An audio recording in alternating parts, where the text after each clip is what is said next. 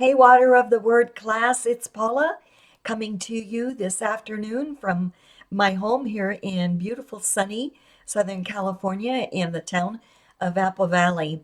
A couple of days ago I shared lunch with a good friend. How many of you would agree that a good friend is a good thing to have? Well, anyway, during our time at lunch, I shared with my friend some concerns that I have and some things that I have observed that seem to be taking place not only in our culture, but also in our churches.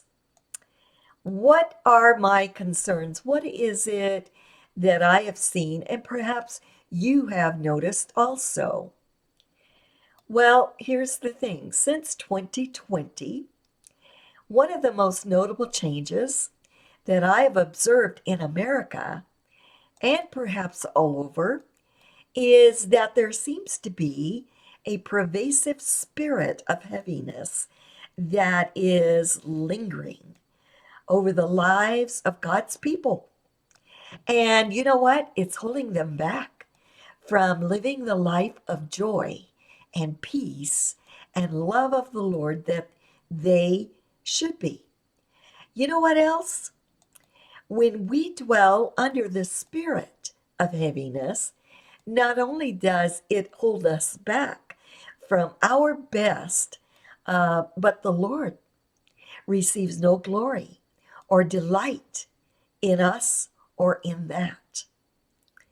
Now, what I've personally discovered, because I've been through some stuff over the last 2 years, perhaps you have too, is that there is a remedy for this problem if we're willing to appropriate the solution that God gives us. How can I say that? Well, you know what? I didn't have to go very far, no further actually, than the water of the word of the Lord, to receive its cleansing, its renewal, and its leading into a place of joy. In fact, we read that speaking through the prophet Isaiah, the Lord tells us that it's His will to give us joy, to give us beauty for ashes, to give us the oil of joy for mourning. I took that one and I run with it, class. And it goes on to say He wants to give us the garment of praise for the spirit of heaviness. Why?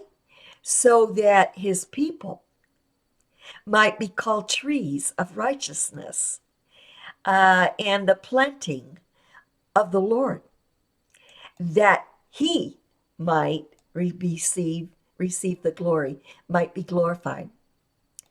Well, can you say with me, can you agree with me that those are powerful words of hope and promise that come to us from the water of the Word?